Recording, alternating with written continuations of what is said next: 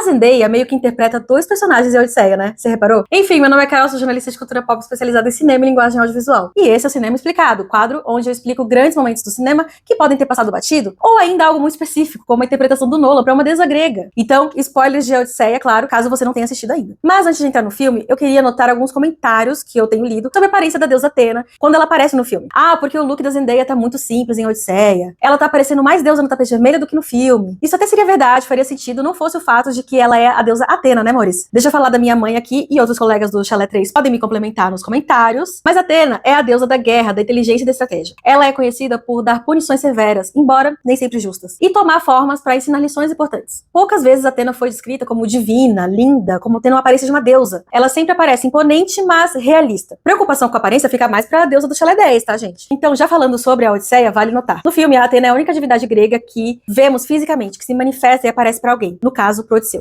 Enquanto Poseidon e Zeus estão presentes, mas onipresentes, daquela maneira que a gente não vê concretamente, a Atena aparece na forma da Zendaya. E embora ela tenha uma função de guia, ela também encontra uma maneira de responsabilizá-lo por suas ações. Tô falando especificamente de quando, após a Guerra de Troia, com cavalos de Troia e tudo mais, uma jovem sacerdotisa é arrastada pelos soldados de Odisseu pra ser decapitada. Essa jovem é interpretada por ninguém menos que Zendaya. E como Zendaya sempre foi acreditada como Atena no filme, eu achei que havia uma armadilha ali, dessas bem preparadas pela deusa da estratégia, pra levar os soldados a machucarem a própria deusa de propósito e rolar uma virada em que ela se revela quem ela é. Mas na verdade, aquele era outro papel da Zendaya mesmo. E ele esteve ali pra depois vir a lição de sabedoria da deusa. Odisseu testemunha o que aconteceu com a jovem e outros crimes terríveis de guerra por parte dos seus homens, dos quais ele tinha responsabilidade e parece não ter feito nada. Mas essa cena específica acontece justamente nos degraus do templo da Atena, um local sagrado pra ela, óbvio. Então a Atena faz questão de aparecer pra ele com a mesma feição da jovem violentada, pra fazê-lo lembrar da violência que testemunhou e que poderia ter evitado. No filme e na mitologia grega como um todo, sempre é dito o tempo todo que deuses gregos assumem muitas formas diferentes ao interagir com seres humanos. Mas há quem interprete também que a Atena sequer apareceu de verdade em Odisseia. Quero dizer, ela estava personificada, mas simbolicamente ela era parte da imaginação do Odisseu, manifestando a sua culpa pelo ocorrido com a jovem. É um caminho interessante também. Mas e você, o que acha?